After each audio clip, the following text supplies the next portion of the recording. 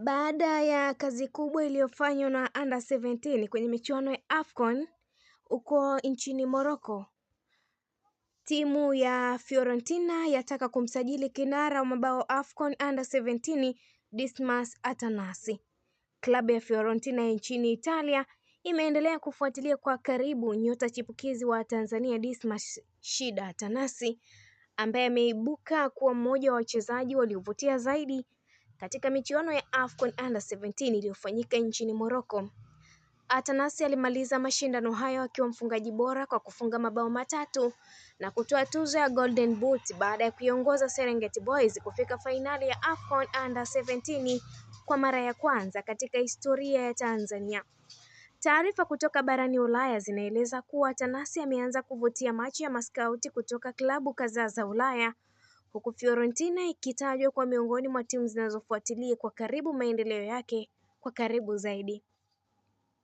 Kijana huyo amesifiwa kwa uwezo wake wa kucheza nafasi tofauti za ushambuliaji, utulivu akiwa mbele ya lango na uwezo mkubwa wa kusoma mchezo licha ya umri wake mdogo. Wataalamu wengi wa soka la vijana wanaamini kuwa anaweza kuwa mmoja wa nyota wakubwa wa Tanzania katika miaka ijayo endapo ataendelea kupata mazingira bora ya maendeleo. Atanasi ambaye ni mchezaji mwenye kipaji kikubwa katika safu ya ushambuliaji, alitajwa kuwa mchezaji mwenye umri mdogo zaidi katika AFCON Under 17 ya mwaka 2026, jambo lililofanya mafanikio yake kuwa ya kipekee zaidi. Licha ya ushindani mkubwa kutoka kwa washambuliaji wa mataifa mbalimbali, aliweza kuongoza orodha ya wafungaji na kuipa Tanzania heshima kubwa kwenye soka la vijana barani Afrika. Iwapo Fiorentina itaamua kuchukua hatua rasmi za kumsajili siku zijazo, Atanasi anaweza kuwa mmoja wa wachezaji wachache kutoka Tanzania kuingia katika mfumo wa maendeleo wa klabu kubwa za Serie A kwa sasa. Macho ya wengi yanaendelea kumtazama kijana huyo ambaye tayari ameanza kuandika historia yake katika soka la Afrika akiwa bado ana umri mdogo sana.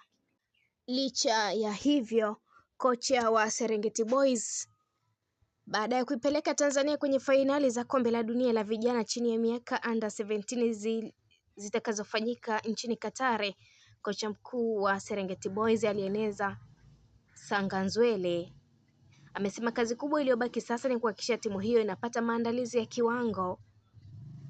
ya kiwango kikubwa cha kutosha ili iweze kufanya vizuri kwenye mashindano hayo.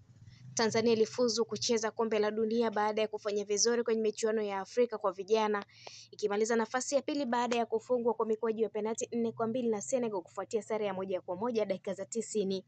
Akizungumza na Mwanaspoti, Nsangazelu amesema tayari timu hiyo imefuzu na huo ni mwanzo wa jukumu kubwa zaidi la kuandaa kikosi kitakachokwenda kushindana na mataifa bora duniani. Amesema ili Serengeti Boys iweze kushindana na vigogo wa soka la dunia ni lazima ipewe maandalizi ya kutosha yanayojumuisha mechi nyingi za kirafiki dhidi ya timu kutoka mataifa yaliyoendelea kisoka. Kombe la dunia ni kiwango tofauti kabisa. Tunahitaji mechi za kirafiki na za kimataifa dhidi ya timu bora ili vijana wetu wajifunze kasi ya mchezo, ushindani na mazingira ya mashindano makubwa kabla ya kwenda Qatar, amesema Nsanganzela. Kocha huyo amesema mafanikio ya timu hayatategemea benchi la ufundi pekee, bali yanahitaji ushirikiano wa wadau wote wa soka kuanzia shirikisho la soka Tanzania TFF, serikali na wadhamini mbalimbali. Nsanganzelu aliomba mambo manne ambayo ni lishe bora kwa wachezaji, huduma za kitabibu za kisasa, vifaa vya mazoezi pamoja na mazingira mazuri ya kambi. Vijana hawa wameonyesha wana uwezo mkubwa, kilichobaki ni kuwapa mazingira bora ya kujiandaa. Lishe bora, huduma za afya, vifaa vya kisasa na mechi za ushindani ni vitu vinavyoweza kutusaidia kufika mbali zaidi. Aliongeza kuwa tofauti kubwa kati ya mataifa yaliyotawala soka la vijana duniani na Tanzania si vipaji, bali ni uwekezaji wa kisayansi katika maendeleo ya wachezaji tangu wakiwa wadogo. Waandishi, mtusaidie kupaza sauti, sio kwamba vijana tunao, ila tunahitaji mfumo bora wa kuwaendeleza vijana, kuwajengea uwezo wa kimwili, kiufundi na kiakili. Tukifanya hivyo tutakuwa na nafasi kubwa ya kufanya vizuri Qatar, amesema. Takriban timu 48 zilizofuzu kucheza kombe la dunia zitashindana nchini Qatar kuanzia Novemba 19 hadi Disemba 13 kuwania ubingwa wa michuano hiyo. Tanzania iliyofuzu kupitia mashindano ya AFCON imepangwa kundi I pamoja na Brazil, Jamhuri ya Ireland na Costa Rica. Na hii ni Malkia Msoki, endelea kutufuatilia, usisahau kulike, kushare, kucomment pamoja na kusubscribe channel yetu ili uendelee kufurahia taarifa zetu mbalimbali za kimichezo kutokea ndani na nje ya mipaka ya Tanzania, zikiwa zimesalia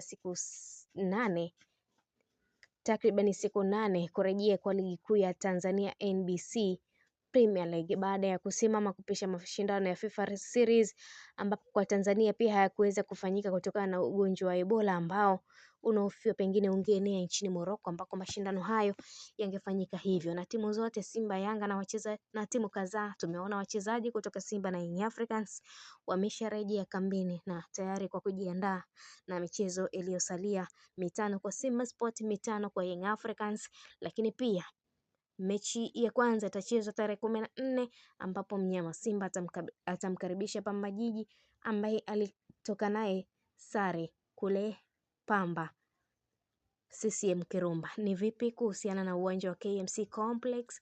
Ni tarehe 14 majibu yatakapatikana hapo, ambapo pia safari hiyo baada ya hapo game hiyo Simba Sport watasafiri kwenda Mbeya kuwafuata Mbeya City, mchezo ambao utachezwa kule jijini Mbeya majira ya saa 8 kamili za mchana. Licha hivyo watafunga safari tena kuwafuata Coastal Union katika mchezo ambao utachezwa kwenye nusu finali ya CRDB Federation Cup.